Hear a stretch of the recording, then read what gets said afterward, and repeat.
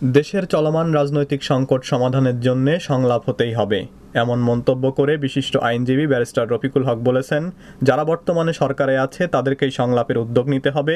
সংকট সমাধানে পৃথিবীর সবখানে সংলাপ হয়েছে এবং হচ্ছে। সুপ্রিম কোর্টের বার ভবনে নিজের চেম্বারে রোববার দুপুরে সাংবাদিকদের সঙ্গে আলাপকালে তিনি এসব কথা বলেন। আমি মনে করি যে সংলাপই একমাত্র উপায়। কালকেও আমি এতে বলেছি, চ্যানেল আইতে বলেছি, রাতে তৃতীয় মাত্রায় পাবে। সংলাপই একমাত্র উপায়, সংলাপ ছাড়া কোনো কিছু হয় না। আর পৃথিবীর যত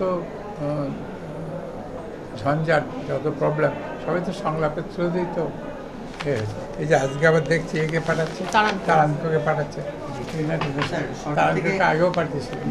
যে সরকারে আছে তাকে উদ্যোগ নেওয়া উচিত তার সরকার যে আছে তাই উদ্যোগ নেওয়া উচিত।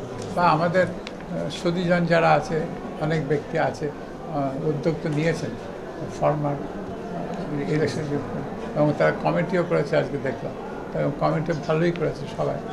বিএনপি চেয়ারপারসন ও সাবেক প্রধানমন্ত্রী বেগম খালেদা জিয়ার গুলশানের রাজনৈতিক কার্যালয়ে খাবার প্রবেশে আইনশৃঙ্খলা বাহিনীর তরফ থেকে বাধা দেওয়ার বিষয়ে দেশের এই প্রবীণ আইনজীবী আরও বলেন, খাবার যেতে না দেয়া অন্যায় এবং এটা আন্তর্জাতিক মানবাধিকার লঙ্ঘন। এটা ইন্টারন্যাশনাল হিউম্যান রাইটস কমিশনে আছে যে অন্ন, বস্ত্র, পরিহার এগুলো মানুষের মৌলিক অধিকার। তুমি দেবে কি না দেবে জানি না, কিন্তু আমার অধিকার অন্ন, বস্ত্র এবং পানি, খাদ্য, এবং এটা ইন্টারন্যাশনাল হিউম্যান রাইটস কমিশন, সেখানে খুলে দেখবে, সেখানে ক্লিয়ারলি লেখা আছে। এটা অন্যায়। খাওয়ার রাইট, হিউম্যান রাইটস, পরিধানের রাইট, বেঁচে থাকা, এটা হিউম্যান রাইটস, এটা ফান্ডামেন্টাল হিউম্যান রাইটস। এটা কনস্টিটিউশনের দরকার নেই, কোনো বৈধ দরকার নেই, এটা ইন্টারন্যাশনাল হিউম্যান রাইটস। হ্যাঁ, সেটা বন্ধ করে দিয়ে অন্যায় করেছে। বিএনপি নেতৃত্বাধীন ২০ দলীয় জোটের শান্তিপূর্ণ হরতাল অবরোধ কর্মসূচি চলাকালে আইনশৃঙ্খলা বাহিনী বিনা অজুহাতে এসব কর্মসূচিতে বাধা দিচ্ছে এবং গণগ্রেপ্তার ও নেতাকর্মীদের উপর নির্বিচারে গুলি চালাচ্ছে বলে অভিযোগ করেছেন সুপ্রিম কোর্ট আইনজীবী সমিতির সাধারণ সম্পাদক ব্যারিস্টার মাহবুব উদ্দিন খোকন। রোববার সকালে সুপ্রিম কোর্ট আইনজীবী সমিতি ভবনের সামনে সাংবাদিকদের সঙ্গে আলাপকালে তিনি আরও বলেন,